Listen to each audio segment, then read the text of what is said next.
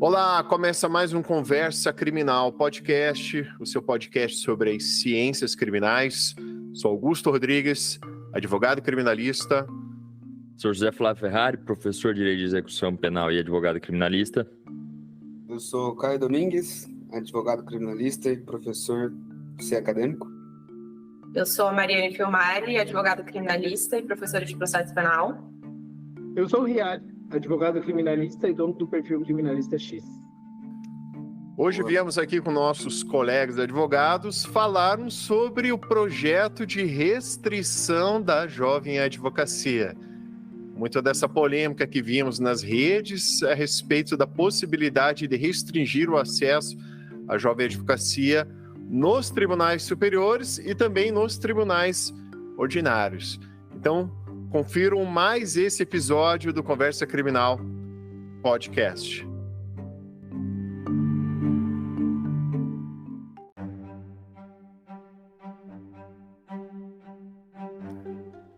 Bem, gente, hoje viemos aqui com 5 advogados, creio que a maior parte... Eu falo por mim, né? Apesar de, como os ouvintes sabem, tive essa atuação de 10 anos como assessor de magistrado no Tribunal de Justiça aqui do Estado do Paraná, né? Assessoria no desembargador. Fiz parte da equipe de assessoria dele.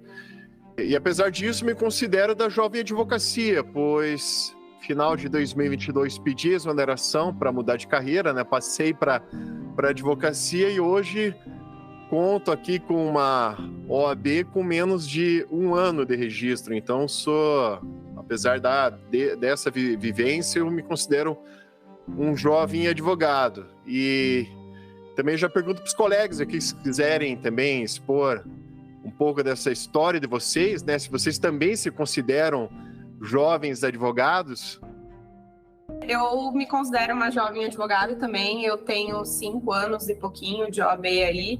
Apesar de ter feito o juramento em maio de 2017, a minha OAB fiquei licenciada durante 1 ano e pouquinho, durante o mestrado que eu fiz fora. Então, como eu não estava fora do país, enfim, não estava exercendo a advocacia, resolvi licenciar. E quando eu voltei, enfim, esse tempo ficou, né, não contou aí para o exercício da advocacia. Então, eu me considero uma jovem advogada também, em razão aí dos 5 anos só de atuação nas trincheiras da advocacia criminal.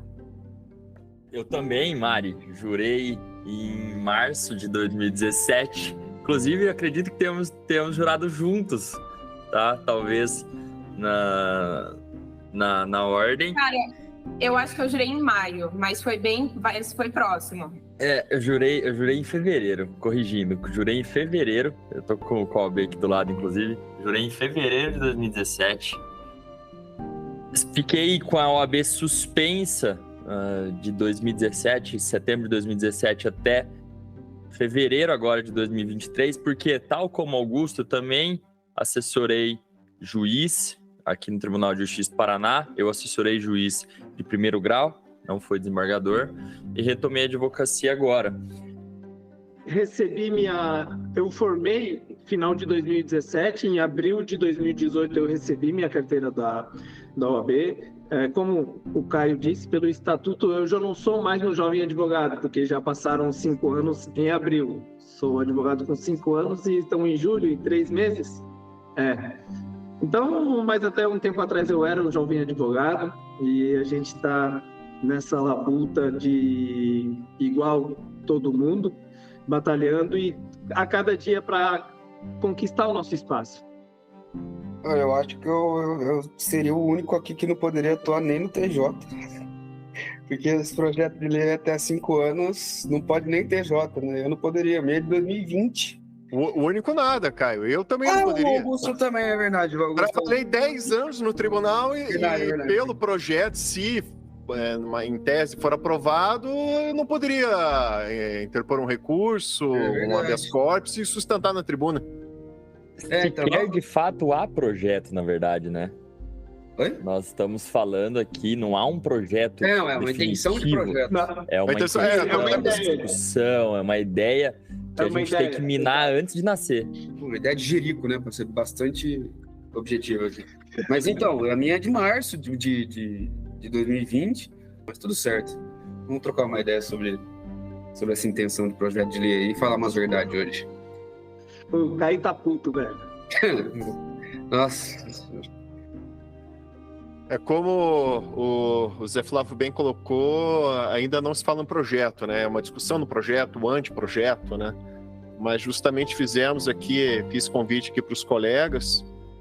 Falamos, né, também de jovem advocacia, mas estão querendo classificar, tem a jovem e a quase adulta advocacia, porque só pode atuar plenamente nos tribunais a partir de 10 anos, né? E para nós, da advocacia criminal, é fundamental ter essa atuação no STJ ou no Supremo Tribunal Federal. Eu ainda não conversei com nenhum colega que tem atuação no cível, né, para saber como foi esse impacto, mas talvez para o pessoal do cível não tenha sido um assunto tão espinhoso como nós, da advocacia criminal, porque, em regra, o pessoal do cível vai chegar no STJ com recurso especial, no Supremo com recurso extraordinário, e os processos têm uma natural morosidade, né, no trâmite. Mas, para a advocacia criminal, isso dói. Dói porque a gente sabe quantas violações de direitos e garantias fundamentais, nulidades que não são reconhecidas no primeiro grau ou no segundo grau. Infelizmente, juiz de primeiro grau, tribunais ordinários que não seguem entendimento dos tribunais superiores. Então, assim, fazer o uso do habeas corpus para nós da advocacia criminal é essencial. Então, é um prejuízo não só para nós advogados, mas também para os nossos clientes, né? Os nossos ali representados nessas ações penais. E penso que, se realmente for colocado em prática tal ideia, né? Penso que muitos clientes vão estar prejudicados, pois haverá ali uma reserva de mercado, né? Um grupo reduzido, menor, né? Vamos chamar assim, que teria acesso a esses tribunais, e isso dificultaria também o acesso desses clientes à justiça. É importante reforçar, né, para o ouvinte que não tem o conhecimento dessa ideia, né, dessa discussão, restringir o acesso de jovens advogados aos tribunais. Então, vamos colocar assim, a ideia é permitir essa atuação de tribunais, dos advogados nos tribunais superiores a partir de 10 anos de atuação, né, de registro na ordem dos advogados, e nos tribunais ordinários a partir de 5 anos de atuação. E como no início aqui do episódio conversamos, eu mesmo, apesar de minha prática jurídica, me formei, era estagiário de desembargador, me formei, já continuei como assessor. Então, à época, em razão da incompatibilidade, né, do cargo de servidor no Poder Judiciário com o exercício da advocacia, eu não, à época, apesar de aprovado no exame da ordem, eu não solicitei meu registro, né, não fiz o juramento, não solicitei meu registro na ordem. Então, só posteriormente, quando decidi mudar de carreira, pedindo exoneração, que acabei fazendo esse pedido. Então, por isso eu tenho menos de 1 ano de registro, e sendo colocado em prática essa ideia, eu nem mesmo no tribunal, qual atuei por 10 anos, eu poderia advogar. Então, daí eu já abro também o comentário dos colegas, né? Veja que fiz questão de chamar também o Zé Flávio, o Riad, a Mariane Filmari, o Caio, para falarmos disso, porque são 4 jovens advogados, os 4 têm menos de 10 anos de OAB, né? O Caio, assim como eu, tem menos de 5 anos, mas são 4 advogados, os 4 convidados são extremamente competentes. 4 professores, 4 pensadores do direito, 4 advogados, assim, que têm uma visão crítica e muito competente da advocacia também, são produtores de conteúdo jurídico e conhecido nas redes.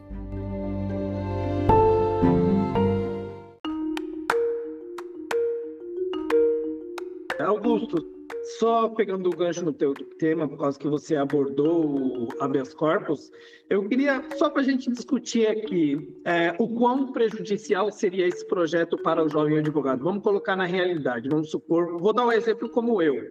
Eu peguei um cliente, fiz um pedido de liberdade para ele, primeira instância, o juiz negou. Eu teria que cobrar do cliente de novo para eu pagar um novo advogado, para esse outro advogado subir para o TJ para fazer um habeas corpus para ele, entendeu? O cliente não vai querer fechar comigo. Se eu falar para ele, Junício, se eu não conseguir revogar a sua prisão, a gente vai ter que contratar um outro advogado para ele fazer seu habeas corpus, entendeu? E esse é outro advogado que a gente contratar, ele tem menos que, vamos supor, menos que 10 anos. Aí você teria que contratar um terceiro advogado para subir para o STJ, entendeu? Aí o seu cliente, ele vai perder a confiança em você, porque até você explicar para ele que a sua atuação só pode ser no primeiro grau, o seu cliente é leigo, a gente sabe disso, sabe? Mas você vai ter que explicar para ele que a sua atuação é restringida ao primeiro grau. Você não pode passar, você não pode ir para o segundo grau, ele não vai querer te contratar. Entende? Aí tu vai começar, o jovem advogado vai começar a desanimar, não vai conseguir pegar mais processos, entende? E ele vai acabar abandonando a carreira, sabe? Não, eu acho que é uma restrição...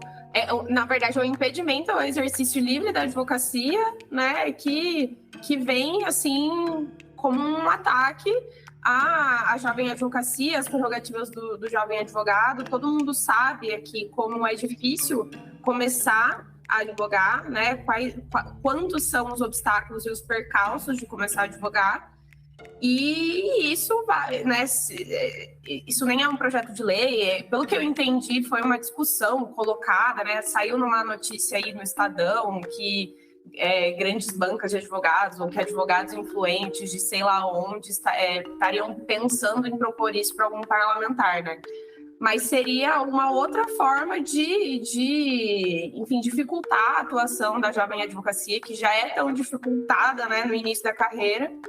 Em razão dessa restrição, desse impedimento da atuação, que é absolutamente ilegal, absolutamente inconstitucional, né? Fere ali os princípios constitucionais e o próprio Estatuto da OAB, né? A Lei Federal de 1994. Então, assim, sem cabimento nenhum. Eu até entendo...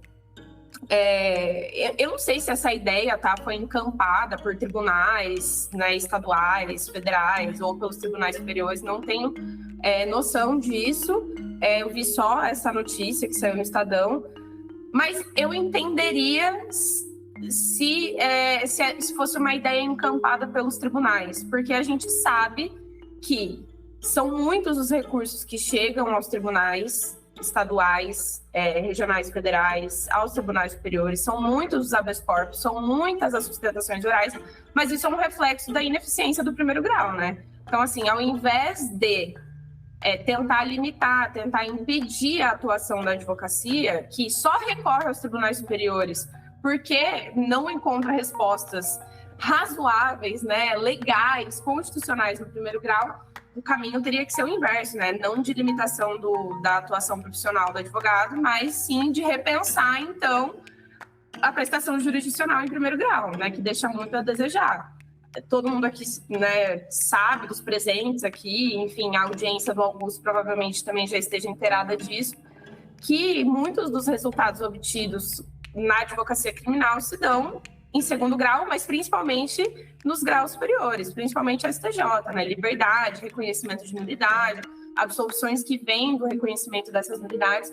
Então, seria uma forma, essa limitação da jovem advocacia, né, da atuação em graus superiores, seria uma forma de aniquilar a atuação profissional. Então, na verdade, você só estaria, digamos assim, preparado para advogar em casos criminais a partir dos 5 anos em segundo grau e a partir de 10 anos em graus superiores. E quem que se sustenta na advocacia criminal durante esse tempo só atuando em primeiro grau, gente? Ninguém. Você seria, na verdade, forçosamente obrigado a, enfim, fazer parcerias ou se associar a escritórios com advogados mais experientes de idade, digamos assim, né, de inscrição na OAB, para se sustentar no ramo. É isso, o fato. A verdade é essa. E não tem absolutamente nenhum sentido. Eles tentam trazer soluções que na verdade, não são soluções. Isso aí que a Mari falou, tem muito habeas corpus, tem muito recurso, tem muita coisa. Realmente. Aí agora a culpa é da defesa. Que a gente tem que toda vez chegar no STJ, no STF, para que o óbvio seja dito. Aí a gente faz, restringe o número de vezes que chega lá. Não, gente, isso é um puta de um sintoma que lá embaixo tá tudo errado. O Auri Lopes Júnior fala muito disso. Pô, mas chega um monte de habeas lá. Se não me engano, em 2020, tem um dado do Sebastião que foi 140 mil HCs impetrados em 2020. No STJ, só no STJ. E aí você vem, aí o que os tribunais superiores fizeram um tempo atrás? Vamos restringir aqueles HCs substitutivos, que eu gosto de falar muito. Vamos restringir, não pode HC substitutivo. Piorou. Então, assim, eles tentam trazer algumas soluções, na verdade não é uma solução. É só mais problema ainda. E nesse caso é uma solução que eles querem trazer que é tão grave que ou as pessoas iam ficar ainda mais tempo presas, e aí? Como é que vai contratar um cara que já pode atuar no Tribunal Superior depois de 10 anos? Essa pessoa vai conseguir pagar um advogado desse? Ou se contratar a gente? Primeiro que a gente ia ser taxado de advogado ruim, né? Porque a primeira instância não funciona absolutamente nada, segunda instância também não. Semana passada eu gravei o podcast com o Augusto, 11ª Câmara Criminal aqui do TJ de São Paulo, falando que o 226 CPP é uma recomendação, não precisa nem ser feito. Semana passada. Faz 5 anos que não é assim que o STJ entende. Agora, projeto de lei para arrumar esse caos que eles não fazem, né? Só para ferrar a advocacia. É interessante, no mínimo curioso, eu acho. Eu me lembro, inclusive, já aproveitando o gancho do Caio, tem um texto do professor Auri Lopes Júnior e do professor Alexandre de Moraes que eu preciso, logicamente, trazer aluno. Ele termina o texto da seguinte maneira: realmente é insuportável e insustentável termos 40 sustentações orais em uma única sessão. E o ministro está correto disso, inclusive fazendo uma crítica ao ministro Sebastião Reis, que inclusive iniciou e inaugurou também a discussão a respeito de se criar requisitos para atuação nos tribunais superiores de jovens advogados. Ele usou exemplo até de alguns outros países que têm isso como regramento. Mas vamos lá. É preciso refletir sobre as causas desse resultado. Por que chegamos nesse ponto? Fazer uma anamnese mais profunda e buscar uma efetiva redução de danos lá na origem. Não adianta mais jurisprudência defensiva e nem limitar o acesso aos tribunais superiores, mas perceber a dimensão dos problemas jurídicos brasileiros e o seu papel do STJ nesse contexto todo. A começar pela anulação de todos os casos em que a acusação for admitida sem motivação e fundamentação inidônea dos pressupostos, requisitos, condições do exercício da ação, em especial da justa causa. O que na verdade ele está falando aqui? Que realmente nós temos que limitar, é realmente inconcebível 40 sustentações num único dia de sustentação. Nós sabemos que nós temos 33 ministros no STJ, nós temos 11 ministros no STF. É humanamente impossível eles julgarem tantos casos que estão chegando lá. Só que aí que tá, nós temos que entender as causas disso e tratar na origem, e tratar no fundamento. Não simplesmente barrar o acesso à justiça de jovens advogados. Olha, eu atuo com jovens advogados há alguns anos já. Eu enquanto professor, tenho acesso, tenho contato direto com jovens advogados que, assim como eu, também trabalham nessa área. E olha, se for de fato limitar esse trabalho, basicamente, como o próprio Caio disse, o Riad disse, a Mari também, seria limitar o acesso à justiça daquele cidadão mais pobre. Porque quanto custa uma banca de advogados qualificados e aptos para atuar nos tribunais superiores? Tem um valor isso, tem um custo. E outra, você simplesmente criar um critério etário para realizar essa segmentação e essa capacitação, ouso dizer que os advogados mais jovens são muito mais instigados pelo estudo, pela atualização, inclusive tem uma gana por mudança, uma vontade de mudança muito grande, que às vezes naqueles mais antigos, naqueles que já estão na carreira há muito tempo, essa paixão também não seja vista. O jovem advogado é apaixonado, sobretudo criminalista, e é apaixonado a ponto de, sim, buscar soluções, inclusive gratuitas e pro bono, porque a tese acaba favorecendo os tribunais superiores. Não que o contrário, não que os advogados mais experientes não o façam, mas eu estou dizendo aqui do contato que eu tenho com essas pessoas, com esses advogados, com essas advogadas, que lutam diariamente na defesa de seus clientes, inclusive se valendo dos tribunais superiores para isso. E limitar o acesso desses advogados, na minha concepção, é inconcebível. Ainda mais simplesmente por um critério etário.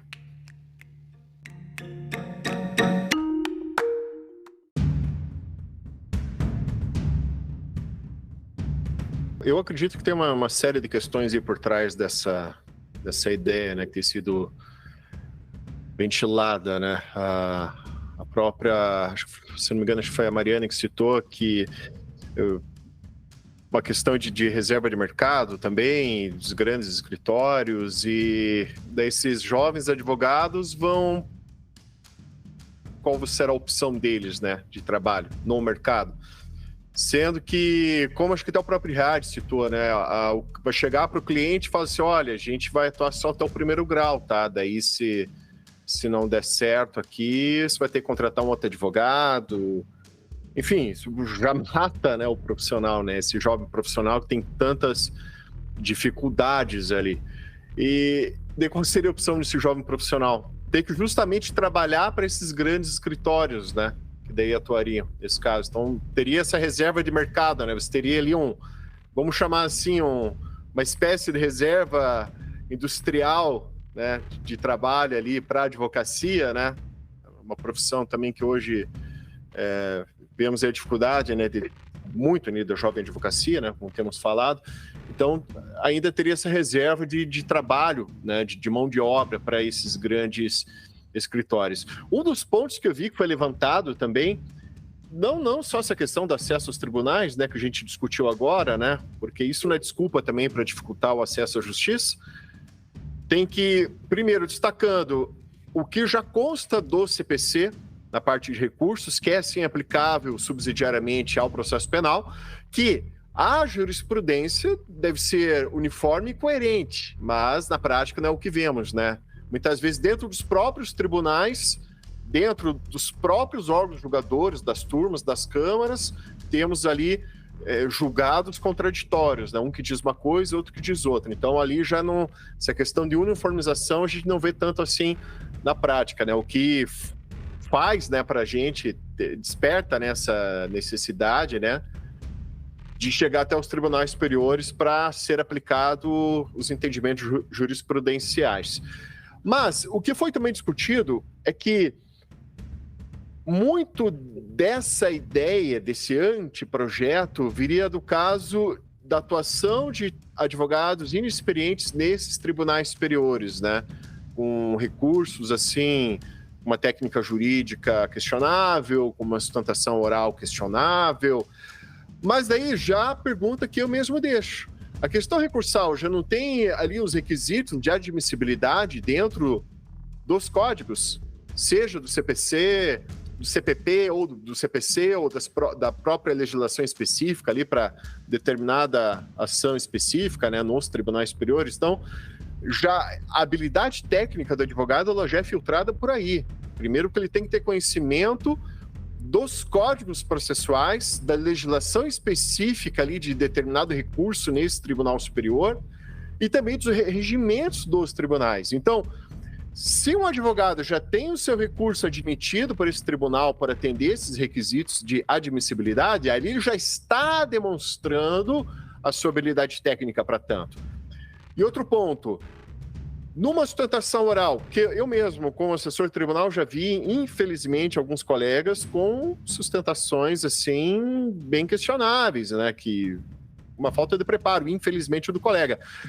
Mas também o Poder Judiciário tem a opção de oficiar a ordem dos advogados em relação a essa inabilidade técnica do colega advogado. Então, assim, já temos meios de remediar, né, essa falta de habilidade técnica, seja pela admissibilidade dos recursos ou a possibilidade de oficiar a OAB para aí, se for o caso, tomar alguma medida disciplinar em razão da atuação do advogado. Então, não acho uma saída inteligente essa que estão discutindo, muito longe disso, porque quem perde é o jurisdicionado, que vai ter um acesso mais difícil a um escritório, aos próprios tribunais, né? Porque, afinal de contas, o direito de quem está sendo discutido lá nos tribunais não é do advogado, é do cliente. Da liberdade, no nosso caso, né, criminalista, da liberdade ou do cliente que está sendo discutida. E da jovem advocacia, como os colegas bem expuseram, né? O início da advocacia já é tão difícil e você amputar ali um acesso desse jovem advogado dos tribunais já tornar a sua carreira natimorta. Cara, eu ia falar justamente isso, Augusto. Você pegou num ponto que eu queria trazer também, que esse filtro ele já existe. Vai interpor um recurso especial, um recurso extraordinário, você viu tanto de coisa que você tem que tomar cuidado. Ah, não tomou cuidado, foi ruim, inadmite, pronto, acabou. Então já existe esse filtro processual mesmo, sabe? Não é um negócio que o advogado vai e faz o resto e já sobe lá para o STJ, dane-se, depois ele se vira. Não, já existe isso. E tem uma outra coisa. E como é que ficaria o HC? Essa é a minha dúvida. Os clientes que eles não conseguem contratar advogado, mas a pessoa pode impetrar ela mesma o HC. Não, em tese, realmente, o HC, a ação pode ser impetrada por qualquer pessoa, mas a questão e o conhecimento. Vamos falar bem na prática, né? A gente sabe que isso não ocorre. Muito dificilmente a gente vê um leigo que impetra um HC e é analisada, admitida, porque tem uma série de questões ali do próprio regimento do tribunal. E outra, quem faria a sustentação oral desse HC, né? A gente sabe que muitas vezes há necessidade de fazer a sustentação oral ali para o órgão colegiado. Até para destacar, a gente já conversou em outras oportunidades a respeito disso, mas pela minha atuação no tribunal ali como assessor, eu defendo a oralidade no processo, porque fazer uma sustentação oral faz diferença. Eu já vi, assim, relatores retirarem o processo de pauta para mudar o voto em razão da sustentação oral do advogado. Então, assim, eu também pensei nessa questão, Caio, que você falou corretamente, tá certo, né? Qualquer pessoa pode impetrar o HC, mas a gente sabe que na prática isso é inviável. Primeiro, já pela questão da sustentação oral, né? Então, é algo assim que a gente tem que bater, usar das nossas associações, né, de advogados, seja a Abracrim, a Anacrim, já para, de agora, lutar contra isso, e a própria ordem, mas a gente tem que pressionar. Nós, da advocacia, precisamos pressionar essas instituições a não deixar isso brotar.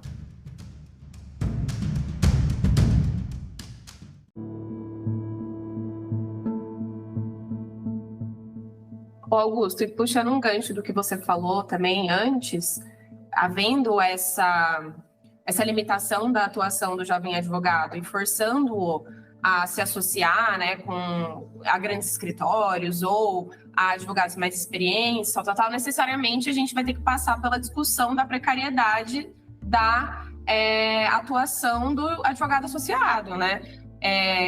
A gente cansou de ver nos últimos tempos aí notícias de advogados, né, de grandes escritórios que, enfim, se afastaram por estafa mental, burnout, ou que não são poucos os relatos de advogados associados trabalhando 15, 16, 17, 18 horas por dia, ganhando ali menos do que o piso ético, quando, na verdade, não deveriam ser associados, mas sim registrados, né, em carteira de trabalho, porque é um vínculo empregatício evidente, eles não são associados, não participam dos lucros do escritório. Enfim, a gente teria que partir para essa discussão também, né, havendo essa limitação. Então, beleza, a única saída é a gente se associar a grandes escritórios, então vamos regulamentar o negócio direito também, né? Não estou defendendo que havendo a limitação, né, a gente teria que caminhar nesse sentido. Mas é uma discussão que tem que ser colocada também, né? Da precariedade da atribuição do advogado associado, né? Das condições absolutamente precárias de trabalho desses advogados. Mas aí a gente pensa que depois esse advogado que teve que se associar para começar a atuar, praticamente quando ele atingiu o tempo, ele teria que começar do zero de novo, entendeu? E conquistar o espaço dele do zero depois de 5 ou 10 anos atuando, entende? Aí ele sofreu por 5 ou 10 anos como associado.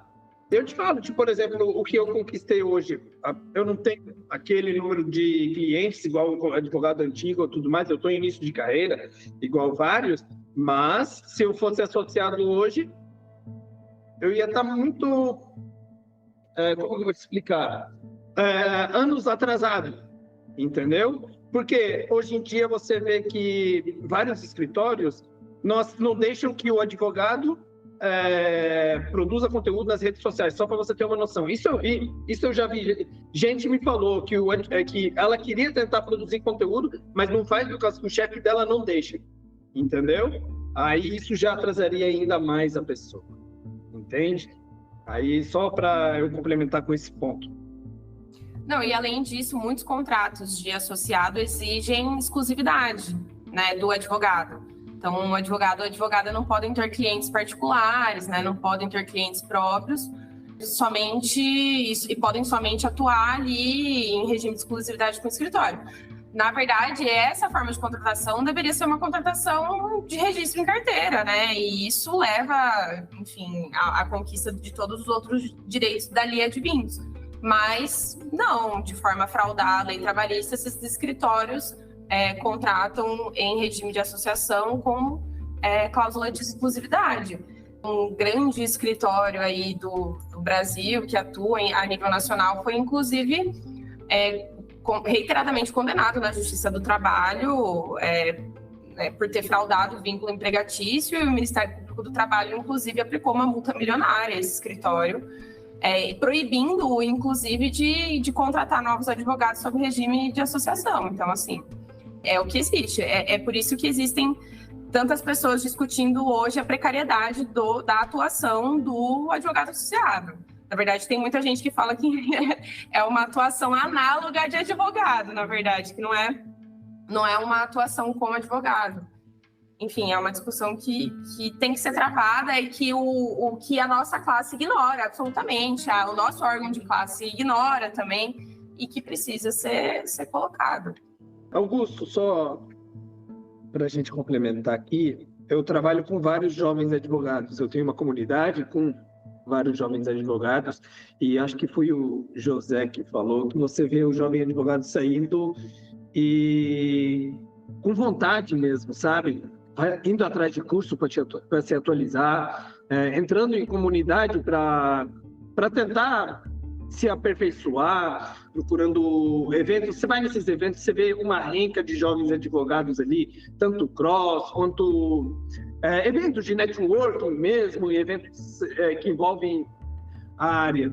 Você vê pouco alguém que da velha guarda participando desses eventos, sabe? Então, você vê que o jovem, muitas vezes, ele está muito mais atualizado, porque por causa das redes sociais, 2, por causa do networking que ele faz, entende? E será que essa participação, agora que começou a aparecer muito jovem advogado surgindo nas redes sociais, não foi um dos motivos para sair essa ideia?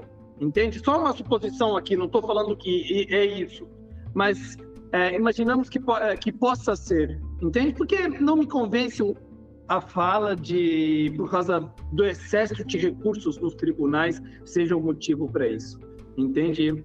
Eu não vejo, porque para mim não encaixa, sabe?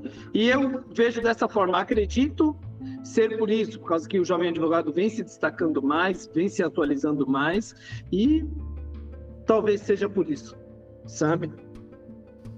Pô, e é verdade, eu e o Zé, Zé e a Mari, né, a gente tem o curso de drogas, né, eu tenho de HC, o Zé também tem de execução e tudo mais. Se a gente for parar para fazer um levantamento ali de quem que são nossos alunos, eu chuto que, assim, 60% tem até 30 anos de idade. Sério? Desculpa, Caio, só ali na comunidade, Augusto, eu tenho ali, salvo engano, 130 membros mais ou menos. Eu acho que nenhum deles tem mais de 10 anos de carreira, salvo engano. É tudo novo. Só para você ter uma noção.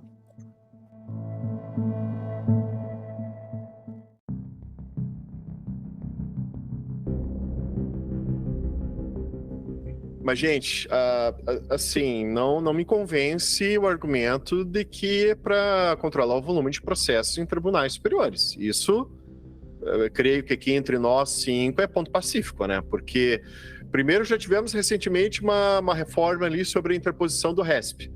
O RESP ali eu já tem alguns requisitos ali para admissibilidade. Dificultaram um pouco mais ali o acesso ao STJ.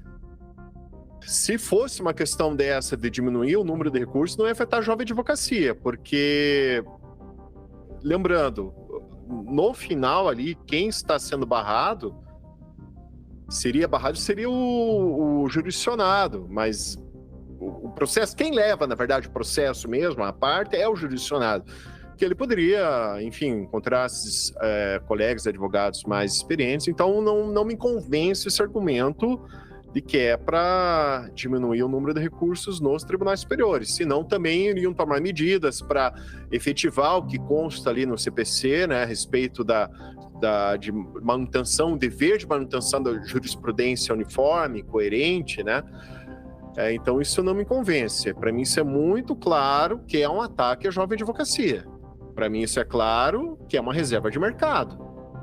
Isso, para mim, está muito claro. Pois, como os colegas bem expuseram, hoje temos jovens advogados muito competentes, por isso fiz questão de convidá-los aqui, né? Pois vocês são exemplos dessa jovem advocacia muito competente e que está tendo um grande sucesso nas redes, né?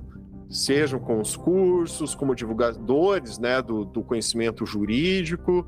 E isso também se reflete no cliente, porque o cliente ele busca um profissional que seja estudioso, que tenha o domínio da técnica jurídica, que saiba, né, o que está fazendo.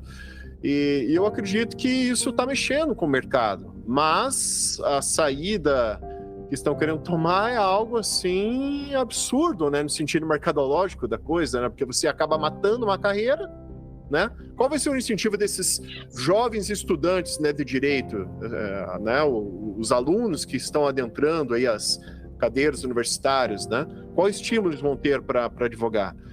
E, enfim, para mim não convence a questão de reduzir o número de demandas nos tribunais. Até porque os tribunais já têm investido também em tecnologia, né, para inteligência artificial também para os julgamentos, também tem ali as formas, né, dos procedimentos de uniformização de jurisprudência, julgamento uniformizado, julgamento monocrático. Então, para mim, não convence esse argumento.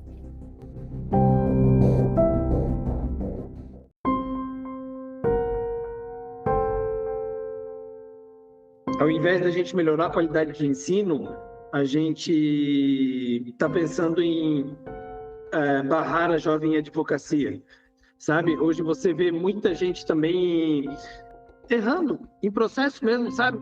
Mas eu acho que, sabe, isso eu acredito que é uma falha da OAB, sabe por quê? Porque quando o jovem advogado sai, ele não tem ninguém para amparar ele.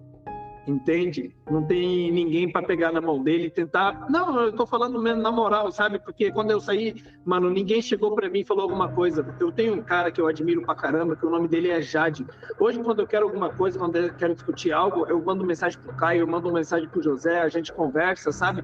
Mas antigamente eu não tinha ninguém. Eu tinha um amigo aqui que ele é de origem libanesa também, eu sou de origem libanesa. Eu mandava mensagem para ele é advogado, e eu falava, aconteceu assim no processo, me dá uma dica, tal, e ele me ajudava, sabe? Mas tem gente que tem vergonha, tem medo de fazer isso, entendeu? Tem medo de chegar, por quê? Porque ela fica com aquilo na cabeça de vão achar que eu sou burro, entende? E muitas vezes a tua dúvida ali é uma dúvida besta que, tipo, o cara não vai perder 2 minutos te explicando ela, sabe? Eu, quando alguém me pergunta alguma coisa, eu sempre respondo numa boa, eu jamais vou levar a mal se uma pessoa... Uma vez eu precisei perguntar, entende? Aí, o que eu acho? Eu acho que a OAB, se ela podia preparar mais gratuitos, não estou falando cursos gratuitos, sabe? Tem uma parte da OAB, a ESA, né, salvo engano, que é para isso, sabe? Aqui, cara, é raro você ver fazerem alguma coisa, algum curso de aperfeiçoamento para o jovem advogado. Ninguém faz. Pelo menos aqui, eu não sei aí na cidade de vocês, mas aqui ninguém faz nada, é cada um por si. Entende?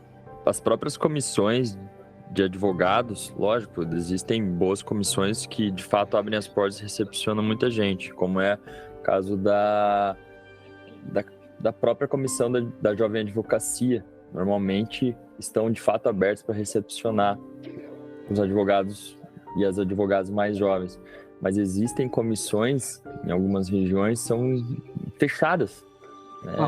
Para se ingressar nessas comissões, você precisa de um convite, você precisa já ser apadrinhado. E muitas vezes não há, né, esse tipo de prévio contato. E eu concordo com o Riad e também com o Zé, no sentido de que o nosso órgão de classe nos deixa um pouco desamparado no início, ao contrário de outros órgãos de classe que fazem cursos de aperfeiçoamento, por exemplo, assim que a pessoa ingressa na carreira. Né? O Ministério Público faz isso, a magistratura faz isso, a Defensoria Pública faz isso.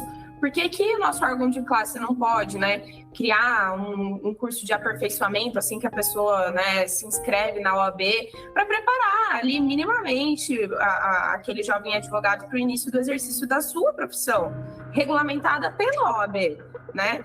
Então, eu acho que, apesar de existirem os cursos da ESA, apesar de existirem as comissões, algumas mais acolhedoras do que outras, talvez a gente pudesse pensar num curso nos mesmos moldes de aperfeiçoamento, né? Assim que as pessoas são inscritas, nos mesmos moldes que outros órgãos de operadores do direito possuem, tem, né? Ninguém termina a graduação sabendo como advogar, sabendo como ser membro do Ministério Público, sabendo como ser defensor público, sabendo como ser magistrado.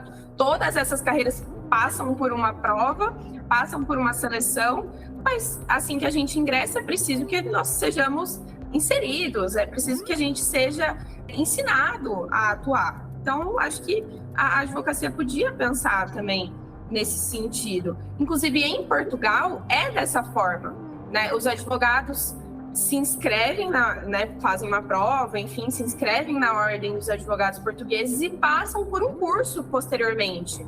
Inclusive, eles são, na verdade, acompanhados ali no primeiro ou no segundo ano por um advogado supervisor. Né? Eu não sei se é o melhor modelo para a gente aqui, mas eles passam por um curso assim que se inscrevem na ordem dos advogados portugueses. Talvez a gente possa começar a pensar nisso, para ser um auxílio, para ser para os jovens advogados, para criação de relacionamentos, de networking, de, enfim, rede de apoio, não sei. Se não me engano, o nome que eles dão são apadrinhados, né? Eu acho que eu lembro de ouvir isso. Eu acho que eles têm um padrinho, acho que por 2 anos depois que eles... eu não sei se é esse nome. Eu sei que eles são chamados de advogados estagiários, esses recém-advogados, e são supervisionados por um advogado supervisor. Daí eu não sei, talvez seja 2 anos ou um pouco menos, não sei. Mas esses advogados precisam passar por esse curso, assim que se inscrevem na ordem. Se não me falha, é isso mesmo. Até nós, é que agora a gente perdeu o convênio, parece, né? Que a gente podia fazer o pedido para se inscrever na OAP e passava quem fazia isso, esse pedido para conseguir a OAP, também tinha que passar por isso. Fazer esse estágio aí com outro advogado, como se fosse um padrinho, depois conseguir. Na verdade, o que aconteceu com o rompimento do acordo de reciprocidade foi justamente isso. Não se exigia que o advogado brasileiro inscrito na ordem dos advogados portugueses passasse pela prova e pelo processo de supervisão, e agora se exige. Com a quebra do acordo de reciprocidade se exige. Antes era bem tranquilo. O advogado com a OAB aqui se inscrevia, pagava a taxa lá de inscrição na ordem dos advogados portugueses e pagava a anuidade e estava inscrito na ordem dos advogados. Só que como a dificuldade, digamos assim, né, entre algumas aspas, existia uma dificuldade maior dos portugueses se tornarem advogados lá do que os brasileiros se tornarem advogados aqui, os portugueses começaram a também falar, pô, então a gente não está em pé de igualdade, não tem reciprocidade, vamos quebrar o acordo. Se me permitem uma intromissão, fazer um adendo aqui, a respeito da própria manifestação da OAB Nacional, que veio às redes sociais frente a essas discussões, para trazer, pelo menos para defender o jovem advogado, a jovem advocacia. Falaram o seguinte, que o Conselho Federal da Ordem esclarece que até a presente data não há um projeto de lei em tramitação no Congresso Nacional propondo a restrição à atuação de jovens advogados e advogadas em tribunais superiores, nas cortes superiores. A OAB entende que estabelecer tempo mínimo de exercício da advocacia para exercício profissional nesses tribunais constitui inaceitável limitação no acesso à justiça e cerceamento ao direito de defesa. A ordem se manterá vigilante contra esse retrocesso. Tenho que agradecer também a dimensão que foi dada a essas questões, logicamente, pelos canais de comunicação mais comuns, mas também ao Migalhas, né, que sempre publica questões relevantes, e em defesa disso, o Síntese Criminal. E dentro, né, da nossa perspectiva aqui, todos nós somos advogados criminalistas, eles têm se manifestado e defendido, de fato, a classe sem medir esforços. Então fica aqui meu agradecimento.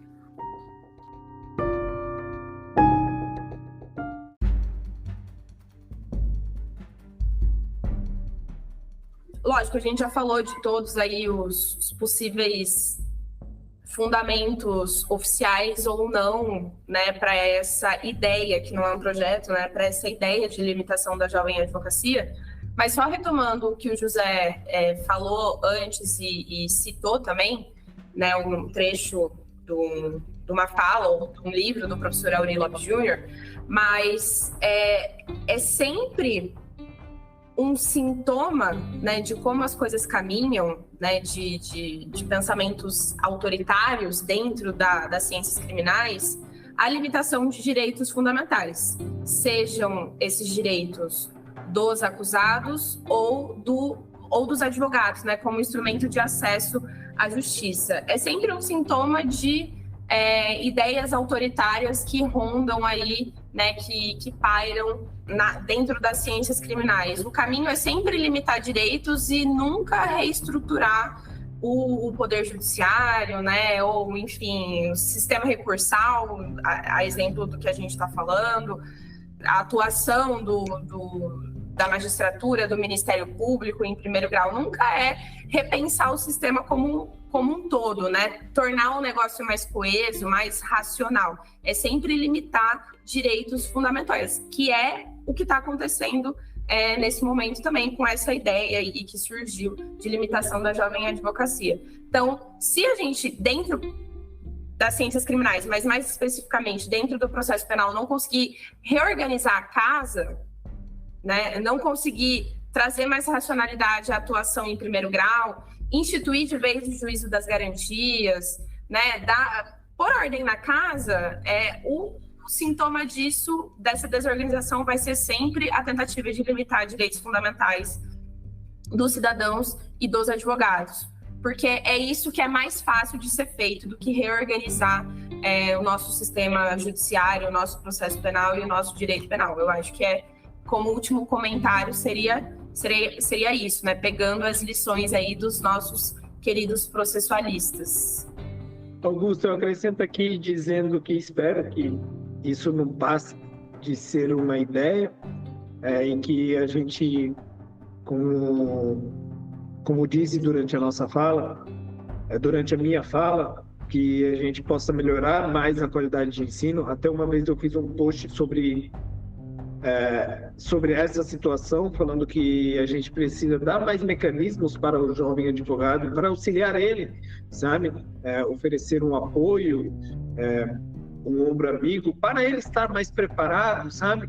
E não tentar barrar a atuação dele. Eu termino assim e deixo para o Caio concluir. Não, acho que a Mari e o Rad resumiram tudo bem o que eu penso. O Zé também conseguiu de uma forma muito melhor do que eu falaria, né, com muito mais calma. E eu só acrescento que a gente está à disposição, né? Todos nós aqui. Acho que eu posso falar o nome de todos, do Zé, do Augusto, da Mari, do Riad. Tem os nossos perfis, o Augusto vai deixar aí. E nós somos advogados que, embora não pudesse atuar no STF, no STJ, né, se isso aí der certo, mas a gente sempre ajuda quem precisa, né? A gente já passou por isso, de no início não saber o que fazer, não saber como juntar uma petição, não saber absolutamente nada. E a gente sempre está à disposição para ajudar todo mundo. Costumo dizer que a nossa área, principalmente, né, a criminal, unida ela é bem melhor, né? Sozinho a gente não é absolutamente nada. Se a gente não se unir, a tendência de que não dê nada certo. Então eu estou à disposição no Instagram, no e-mail, em qualquer lugar, para ajudar vocês no que for preciso. Tá bom?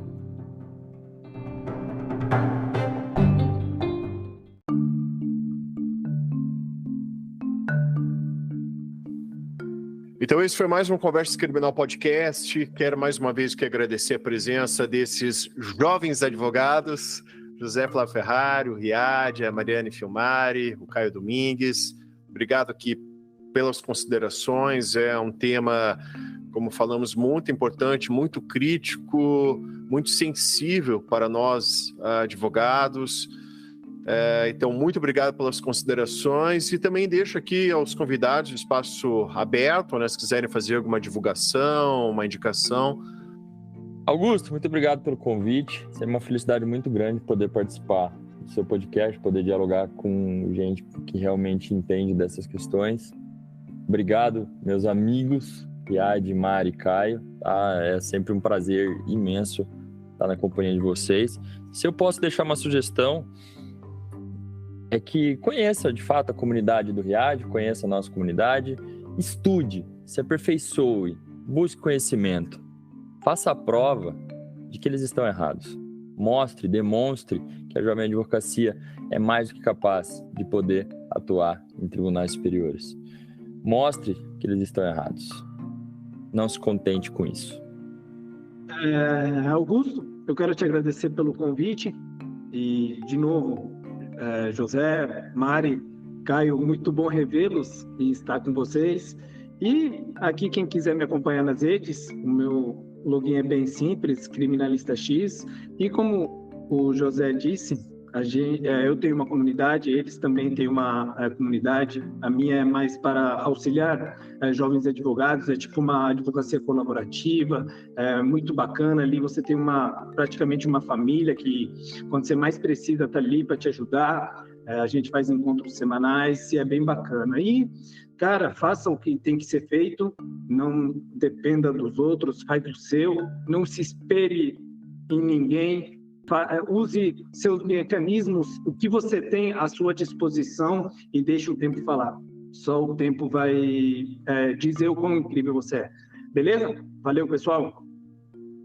Eu gostaria de agradecer novamente ao Augusto pelo convite de participar mais uma vez, na verdade, né, do podcast, na companhia dos meus grandes amigos, José Flávio, Caio, Riad, e dizer que a Jovem Advocacia unida é mais forte, né? Como o Riad e o Zé já disseram. Então, busquem comunidades, as comunidades, né, dos nossos amigos aqui do Criminalista X, do Descriminalize, do Puxando Pena, para participar, para se unir. Busquem conteúdos de qualidade, conteúdos técnicos, né, para aprimorar a sua advocacia.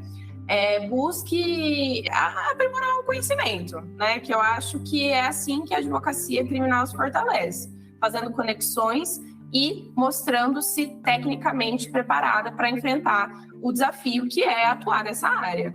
Então, acho que essas são as minhas recomendações. E já aproveito para fazer o jabá do nosso curso de Lei de Drogas, que vai abrir a segunda turma nesse segundo semestre de 2023.